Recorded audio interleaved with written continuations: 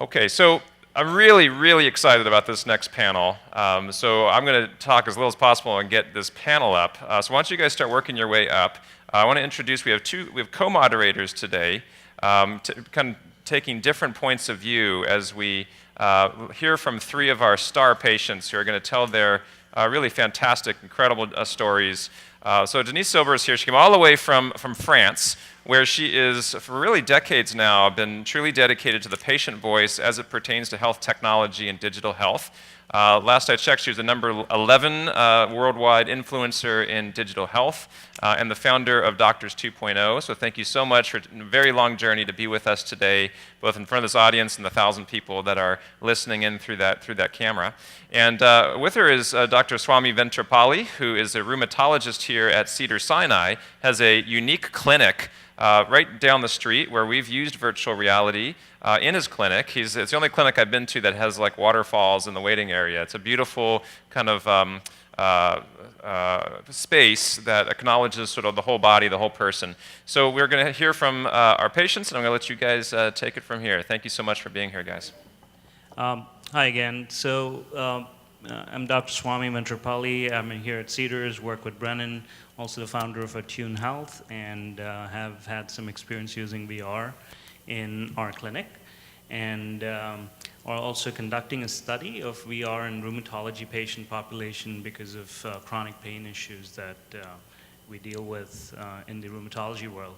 So we're learning a lot about this technology, and this has been a great conference. Thank you, Brennan, and especially thank you for putting this great panel together of patients who I think this is really a forward-thinking move on your part, Brennan. Very good to have this perspective, which I think everybody who's been speaking has been talking about and looking forward to this moment. And I want to introduce Denise, and she'll tell you a little bit about her experience as well. Yeah, I'm really excited to be here, and this conference, and thank you, Brennan, is so different from all of the others. Why, in my opinion?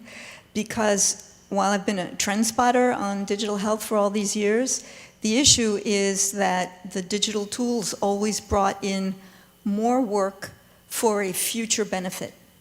And virtual reality makes an immediate change to the history of what I just mentioned, in that for the first time, it is something that is therapeutic, that gives patients that can give patients what they need, and that gives professionals the reason for why they're there. They're there to improve the situation of the patient, so it gives them a real tool. So I think that that's why this conference is so exceptional.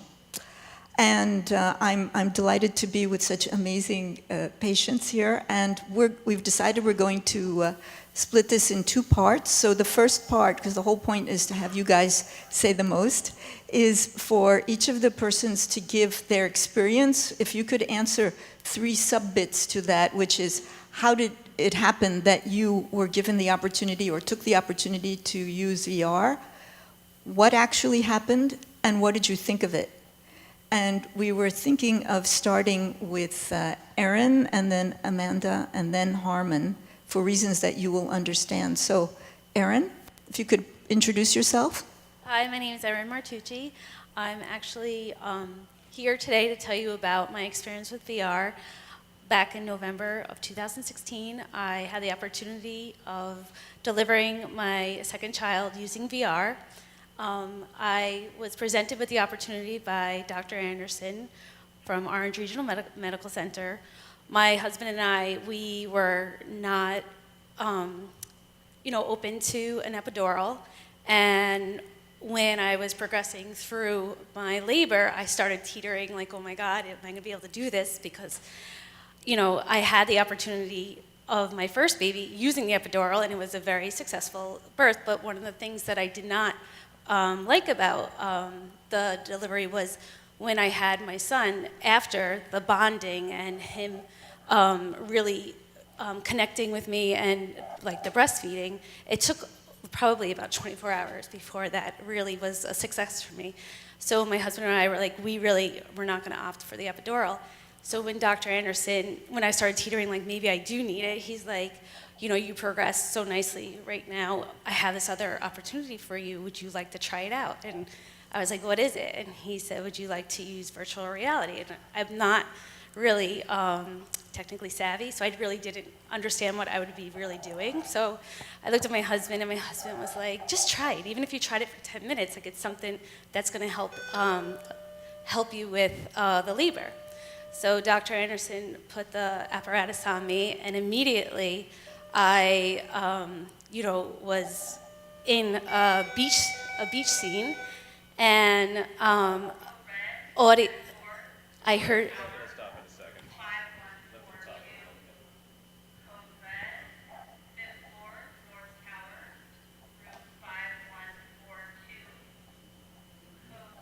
Okay, so I immediately was. Don't worry, it'll stop in a second. I was comforted by the audio of a woman's voice, just really going through like the breathing, and having the visual definitely calmed me down and took away like that anxiety. And using it, I knew I could do it without the epidural. And I used the apparatus for probably about 2 hours. And I really did not feel that I wore it for 2 hours. I felt like it was only like a half hour.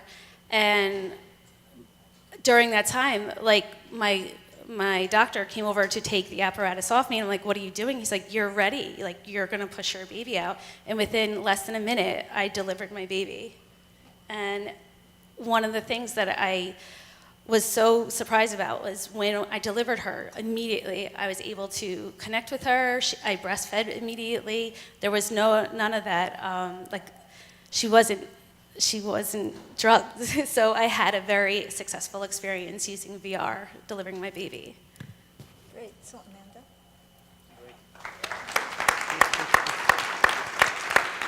Amanda? And you were the first person recorded, right, for having used VR in pregnancy? Yes, and if I get pregnant again, I'll use it again. Okay. Hi, I'm Amanda. On Twitter, I'm LA Lupus Lady. So I've been diagnosed with lupus. I know Swami very well. On top of living with lupus, there's other autoimmune diseases, and chronic pain is one of them. When you guys asked about how do patients use VR for chronic pain, I don't want to be part of the cheerleading section, but I'm going to stand up and get a megaphone and say, Applied VR, Ease VR. I just finished the 8-day training, and I don't think that you have to worry about me being addicted to it, because it trained me what to do. Like, even sitting here without my headset on, I was able to do the breathing, and I'm nervous, but maybe I don't look nervous, but I didn't, you can practice mindfulness without the headset on. But I can't help it. I'm addicted to swimming.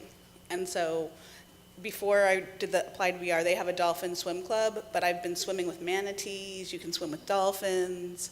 I like water. So, but the first time I used VR, and I don't know how many of you have heard of HIMSS, but it's the largest health IT conference. And I'm a patient, but I did the exhibit floor. I wanted to represent the patients that I was at HIMSS, and I was just exhausted. I did not know how I was going to make it to my hotel room. And one of the booths I saw was the Samsung Gear VR booth, and I just wanted a table. I said, I'm like, can I put my bag down? I put my bag down, and they said, only if you put a headset on. So I put a headset on, and I did not realize how long I had it on. Apparently I had it on like 20 minutes. I did not think I could stand for another 2 minutes. But I put it on for 20 minutes, and all of a sudden I'm like reaching for the sky, and I'm on a helicopter, hanging off a helicopter, and there's limits. So I mean, I know everybody's discussed about like some patients with seizure disorders, or if you're afraid of heights, you probably should not have done the flying with a helicopter. But for me, I stood for 20 minutes, and when they took the headset off me, I had enough energy to like go to the dinner, and then I dropped the stuff off at my hotel room, but then I went back downstairs, and like my entire next 4 hours changed as a woman in pain. I had planned to take a bath and be done with it. And VR changed my life, and I mean that day it did. And then so I went home. I bought one off of eBay, and I had a headset and just started watching 360 videos off of YouTube. Which there needs to be a VR pharmacy. I mean, we have a thing where if you develop the VR pharmacy, I mean, not everybody's going to want the content that I'm going to want. I like water, but also sometimes when I feel like there should be maybe a fashion, like when fashion shows are now being streamed live, I'm like, I would love to be able to see New York Fashion Week. Maybe not, Harmon's not going to want to see New York Fashion Week. Aaron might not want to see New York Fashion Week. But as the content, you know, you've got to build the content, you create the content, because patients will use it. And patients, we can immerse ourselves in a world, whether it's mindful breathing, which is very important. And as long as you can reduce our pain. I mean, I don't think VR is going to take all the pain away, but if I'm not thinking about my pain, or if everything, when all clear, all right. So with VR, it is all clear. There's no side effect. I mean, the only side effect is that when it says your headset's been, you know, you have to take off the phone or else it's going to melt. So I strongly suggest it.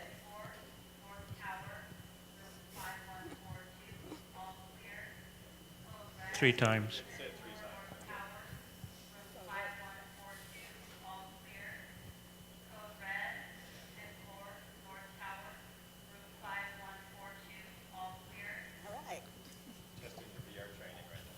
All right.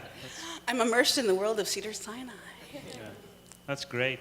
It's a wonderful story. So it sounds like you also took right to it, and Yeah, it just helped you right away. You felt that there I was didn't something. think I could walk 10 more feet. I mean, I was just looking for a place to put my books down. Like, as a patient at HIMSS, I mean, I don't know how many of you have been at HIMSS, I was about to collapse on the floor, and I'm like, I don't care. I couldn't move another minute. And then I'm standing there for apparently 15 minutes on a helicopter ride over waterfalls and through a valley, and I had energy for the night, which Fantastic. I don't know what kind of prescription medicine has that kind of side effects. I really don't. And the only side effect is, I mean, if you're worried about addiction, I think as long as you keep creating content, I mean, everything in moderation except moderation. If it works and you want your patients to not be in pain, offer them VR before you offer them a piece of paper that says go to the prescription. That's all. I mean, Thank you. So, Harmon, perhaps a little bit of you can give a bit of the background of your medical situation before you explain how virtual reality fits into it. Absolutely.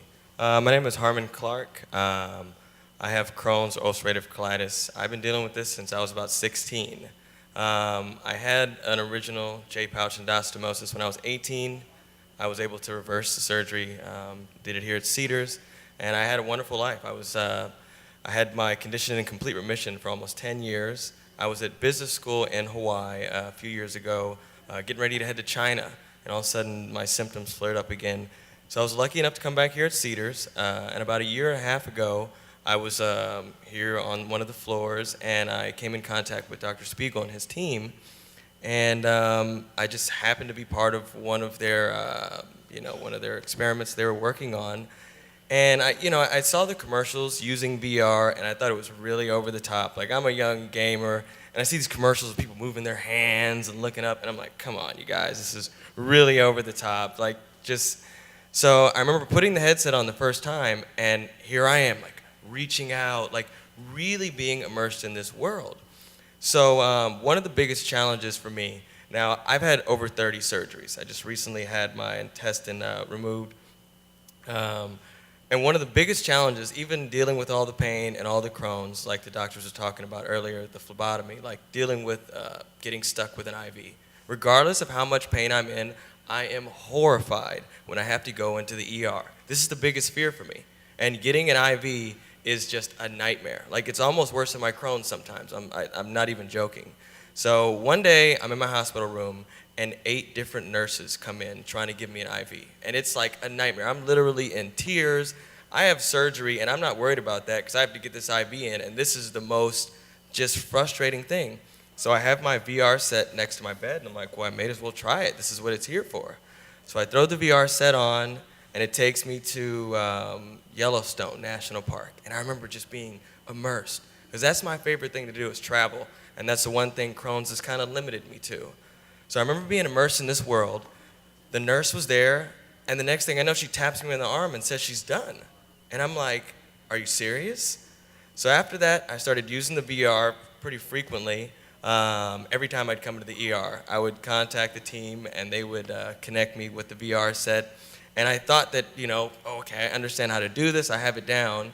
So the next time I went to the ER, I thought I could do it on my own. But what we're working on now is a training program. Dr. Spiegel sent me home with a headset, and it teaches me each day different meditation practices and tools, like you said, the virtual opportunity to learn techniques and tools so I can calm myself, so that I can be, a patient that is easier to operate on, easier to work with. So this has been a game changer to me. I remember one specific time I was in the hospital for over a month. Couldn't really see my family or friends just because of bacteria or whatnot. And I remember I really missed my grandma. I missed my house and this park I used to go meditate at every day. And I just... Is your grandmother here? Yeah, She my was supposed to grandmother's here come. right now. You want to Yeah, stand up? Say hi, Nana. This is one of my guardian angels. Without this support team, I wouldn't be here today. I'm really grateful for her and my mom and everybody that surrounds me. And so I'm at the hospital, and Dr. Spiegel sends his team home without even telling me. And they actually interviewed my grandma, went in my bedroom. They got a 360-degree panoramic view of my room. They went to the park, got to see the waterfalls, and it really, it just brought so much joy to me. And I mean, you guys hear the noises. We're really in a hospital right now. I mean, seeing those surgeries, I'm a patient. I didn't realize. I want to thank all you surgeons. I had no idea how serious the work is you guys do. This stuff is amazing. But for the patients, we don't realize, So this gives us an opportunity to really be outside of the hospital just for a few minutes in the day. Because we need to step outside of this hospital just to, have a grip on reality every now and then. So this has been a great blessing for me. And I mean, there's no telling what the future has in store. So thank you.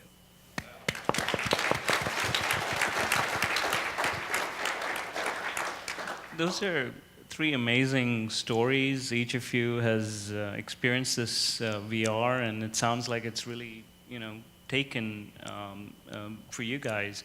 We wanted to ask you, and I think there's interest in the audience as to, as a patient, what are your recommendations in terms of, there's a whole group of people who are researchers, physicians, technologists, people who are building new apps and stuff like that.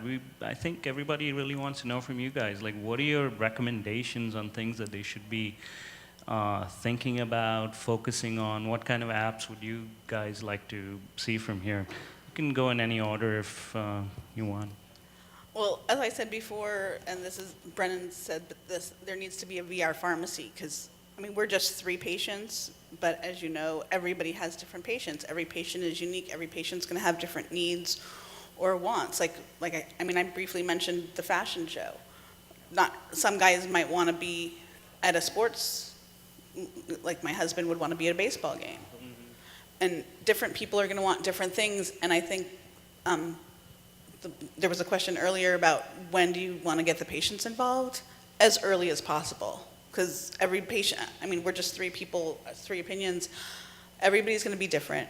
We all want what we want, but as the pain patient perspective, we just want to feel better. Just immerse us in a world that takes us out of my fibro right now.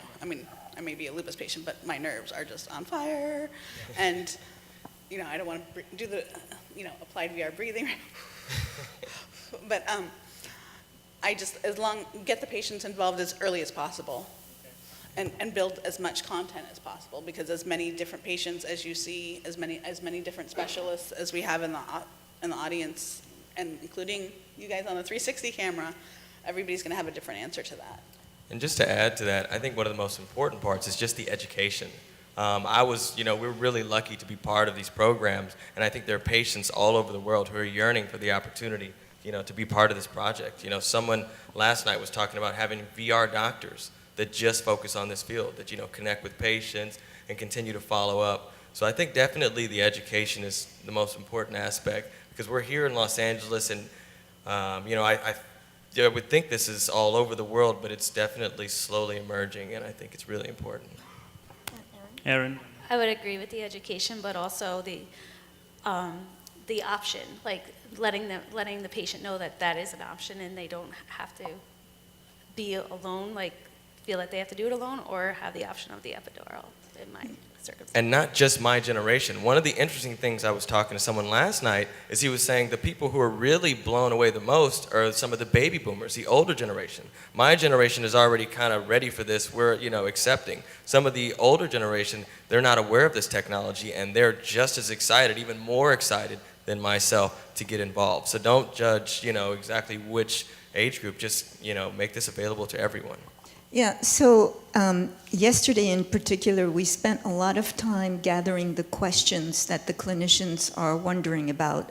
They've seen that all the data is positive. There could be an occasional glitch, such as the example that choosing the wrong scenario could provoke a panic attack.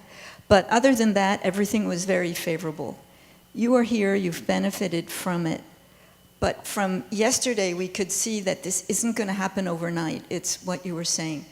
So that's really frustrating. Can you think of any ideas, any ways in which the patient, the consumer, the public at large could exercise some form of pressure to get this through faster?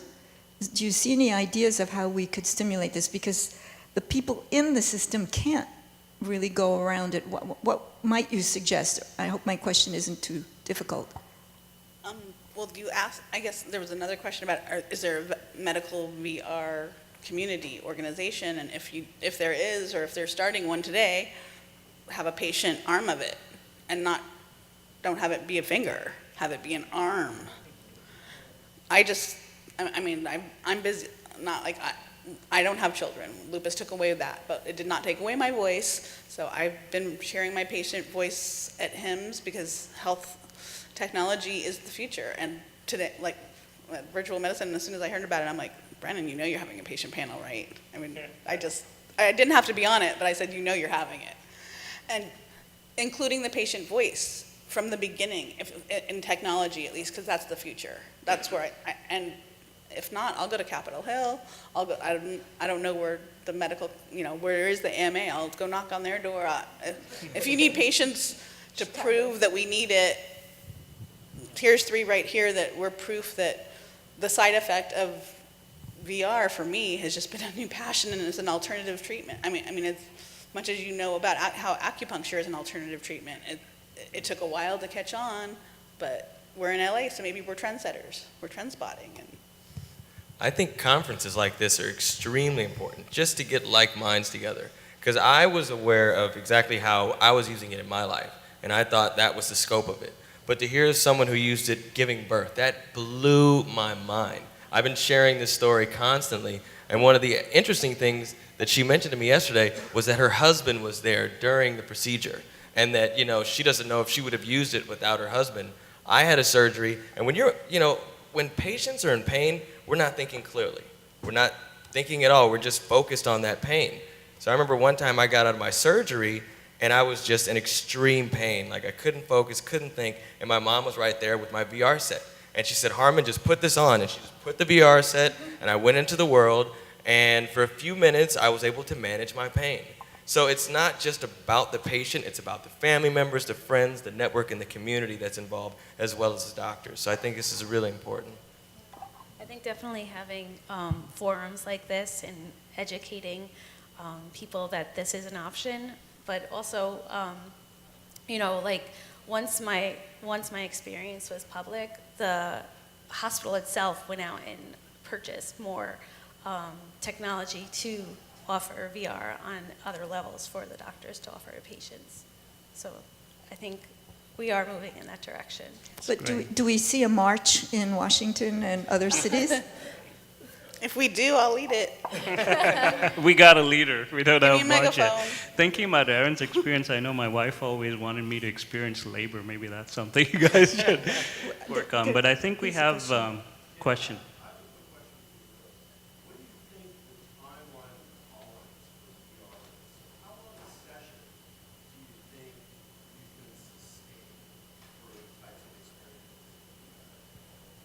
Is this fine? I guess it's unique to the individual. For myself, I really connected to the visual and the audio, and really knew like I was progressing and I was calm through the labor. So I had no idea it was 2 hours that transpired. I really felt like it was only like a half hour, and I knew I was going through, like I felt my body progressing, but at the same time, because I was making the connection with the visual and the audio, I like was calm, and I knew it was a successful, like I could manage my pain with the help of the audio and the visual. So the duration, I don't know that someone who is in pain for 24 hours could continuously have the apparatus on. Fortunately for me, it was 2 hours, and I feel it was good for me. Yeah, a lot of the experiences for me, I'm usually immersed for about 7 to 10 minutes. They have a longer meditation at night that I use, and it's about a 20-minute long meditation. And you see the sunset, there's a fire, it's a total immersed event. But I know the longer sessions, okay, I'm going to use this to go to sleep. Daytime, like I said, about 7 to 10 minutes. The games, I'm excited to see, where they're going in the future, because after you play them a few times, it kind of gets a little tedious. One of the things I think that's helped the most is the way Dr. Spiegel's team has interacted with me personally. Because I think if you just give someone a tool without teaching them how to use it, it can almost be just as useful, or useless. So his team is constantly reaching out to me, asking me how I'm using it, how they can improve it, what they can upgrade. So it's always like a two-way conversation with his team. So I think that's definitely the most important part. You don't want to just give this to someone and it'll just sit on their shelf, regardless of how good it is. It's really important to constantly connect with them and be updated frequently. So I think that's definitely important. Great. We have a couple minutes. I think we have one question, and we have one from there. So I think, we'll try to take a couple more questions. It's really interesting hearing what you're saying about being involved. I totally agree. But one of the things I was wondering is, have any of you thought of creating the content yourselves? Oh, absolutely. I definitely, I'm sure, she definitely agrees. But I really believe this is going to be, because my life has been limited since I've been dealing with my Crohn's. My favorite thing to do is travel. But I remember after my surgery, I just had my ostomy put on. I thought my life was over. Surgery, I was in a deep depression, I really never imagined that people could actually go through this. So to see someone doing these things, like I'm underwater with dolphins, swimming, reaching out. And so it's made me realize that I can create this content and share. And to realize there's communities of people who are going through the exact same thing I'm dealing with. So I'm really excited about the future. And it reminds me of a speech that Steve Jobs talked about. I think he was reading Scientific America, and they measured all the creatures using locomotion. And they measured kilocalories traveling from point A to point B. And on top of the chart was the condor, and about a third of the way down fell human beings. And it was really interesting seeing the crown of creation about a third of the way down on the efficiency chart. But someone had the interesting imagination to put a human on a bicycle, and it flew off the charts. Condor had no chance. So I really think of this technology as being the bicycle of the mind. That's what Steve Jobs called the computer, and that's really what this virtual reality conference is bringing together. Humans are tool builders, and we build these tools to make our lives easier and better. And each time I see a new technology or device, it makes me realize I can live my life again. I found pouches that I can use to run. I found virtual reality that can manage my pain. So I'm really grateful and really excited to see what the future holds. We actually don't have time for that other question from what I see. Yeah, okay, we got the green. Okay, so Go there's ahead. one there.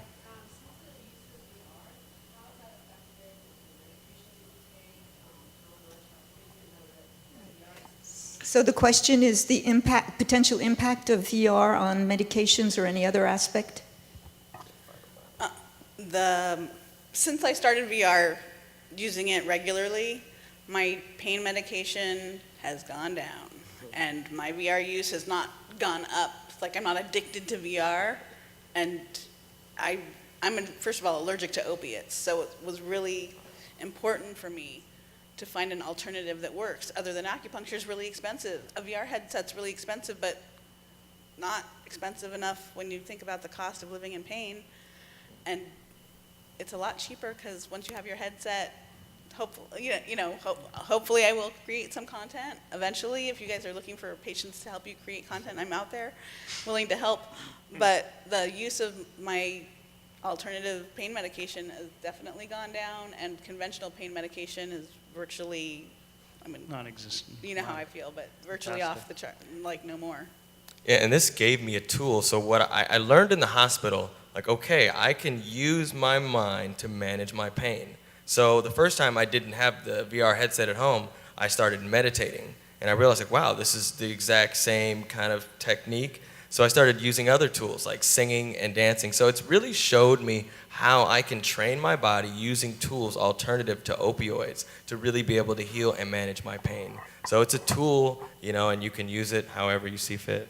I did want to make a summary, just one quick summary comment, which is that through this example of virtual reality, we have been seeing something that is incredibly true for all of medicine. And it's a pity that I guess that the way things have to be organized for efficiency, we've lost that a bit, which is being able to take the time, to take the creativity from the patients, to provide them with a personalized solution that they deserve, and to be able to commit and engage with them, not just hand it over, not just like take a prescription and here, run with this, but that deep relationship that you have with the healthcare professionals, thanks to this new tool. Wouldn't it be nice if we could bring it back to everything? It's a great question. Actually, it mirrors this question that we got from the audience, which was how important or not is the presence of a clinician to initiate the VR episode? Does this affect the result of your experience? I don't think so. I mean, at least with the mindfulness app, with the Applied VR, Ease VR app, it's all about just mindful breathing. So whether you're a cancer patient, a lupus patient, a Crohn's patient, I don't know, maybe it could have, I don't know how the mindfulness could have I think the question was really at the beginning stages, which is kind of what you were talking about, right, initially. I'm sure there's a curve at which point you learn how to do it for yourself, but initially, do you guys see that that's a critical component, or? Oh, I definitely think it's a critical component. Like I said, I'm on first name basis with Dr. Spiegel's team. I text with them, communicate with them, constantly am in touch with them. And I mean, because there's certain VR experiences, for instance, there's one where you kind of have to turn around and move in the bed. And so when I'm in the hospital and I can't really move in my bed, I have to know, okay, these videos probably aren't the best. So they kind of, like if it's a virtual toolkit, you kind of have to know which ones work best. So I think it's essential, and even the follow-up in the future, yeah. Fantastic. One question that I had, and I think maybe we can stop after that, but we've heard a lot about, okay, VR is great for everything. Have you guys, in your experience using it, have you had an unfavorable kind of a response, and if so, what was it? What would you advise other patients? The only unfavorable experience I have is a friend of mine has CRPS, complete CRPS, and also triggers by seizures. Complex regional pain syndrome? Yeah, thank you. And she can't use VR because until she knows what the content is, it could trigger a seizure. So, similar to yesterday's story of a panic attack, it's not going to work for all patients, but for the patients that it will work for, and just, if it's an option. It's like, hey, last time you had an epidural, maybe they could even have not warned you, but like told you a little bit about it as you were getting closer to delivery. Maybe you'll consider this VR, and you could have looked into it. And now if pregnant women do look into it, they're going to see your success story and like, wow, I want my baby to connect with me immediately. I don't want 24 hours of having to wait for that. But I just think it's not going to work for everybody, but for those that it works with, I mean, we're 3 examples, and we're 3 different people, and it works for us. Yeah, the biggest challenge I had was, and that's why it's so important to have a doctor or at least a technician to work with. Like I said, when I was in the hospital bed, there are certain videos where it's a full 360-degree immersive video, which is amazing. It's really incredible. But if you're laying in a hospital bed, you kind of want to be, more stable, more stagnant. So there's certain videos like the meditation ones where, yeah, you really have a limited 180-degree view.